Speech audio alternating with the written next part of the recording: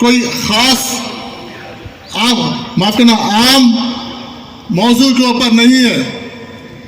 आजाद हिंदुस्तान की तारीख में जो 2025 के जो अमेंडमेंट बिल के नाम पे जो लाया गया है, आजाद हिंदुस्तान की तारीख में सबसे पहला और सबसे बड़ा हमला है। इससे बड़ा हमला शरीयत पे कभी नहीं हुआ।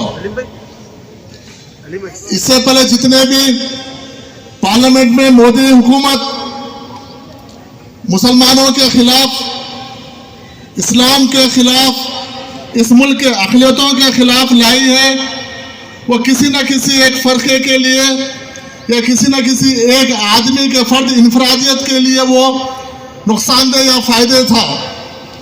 लेकिन 2025 का जो अमेंडमेंट बिल है, पूरे शरीयत के ऊपर ये अटैक है, ये मजमूई अटैक है। ये तारीख में पहला, पिछले 11 साल की जो इंडिया की हुकूमत है, जो मोदी के सदारत में चल रही है, इससे बड़ा हमला कभी नहीं हुआ। आज इस खास तौर पर हमारे नौजवानों को और बहुत से लोगों को ये जानने की जरूरत है कि वह वक्फ अमेंडमेंट बिल से हमको क्या मतलब है, वक्फ से हमारे को क्या फायदा हुआ है, वक्फ से हमारे को क्या नुकसान हुआ है। जो लोग आज हमारे बात करते हैं, उनको ये चीज समझने की जरूरत है। इस अमेंडमेंट के जरिए हमारे मसाजिदें, हमारे दरगाह, हमारे खबरस्तान, हमारे ईदगाह, हमारे खानकाह सब खत्म हो जाएंगे, 80% खत्म हो जाएंगे। ये आपको जानने की जरूरत है।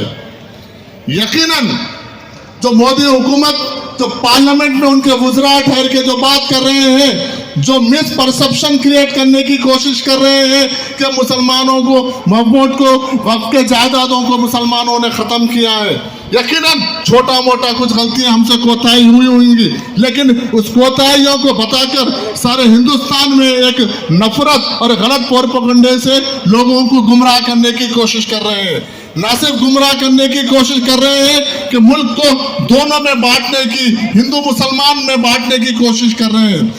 देखिए, हिंदुस्तान तारीख, आजाद हिंदुस्तान की तारीख में जो भी एक्ट, जब दस्तूर बनने के बाद वक्त के हिसाब से जब भी तरमीमात हुए हैं, 2 वक्त पे तरमीमात होते हैं। या तो वक्त का तकाजा होना चाहिए, या उस कॉज को, उस जिसके लिए वो एक्ट बनाया गया, वो कमजोर कहीं पर अगर दिख रहा है तो उसको मजबूत करने के लिए एक्ट बनाया जाता है, उसमें तरमीमात किए जाते हैं।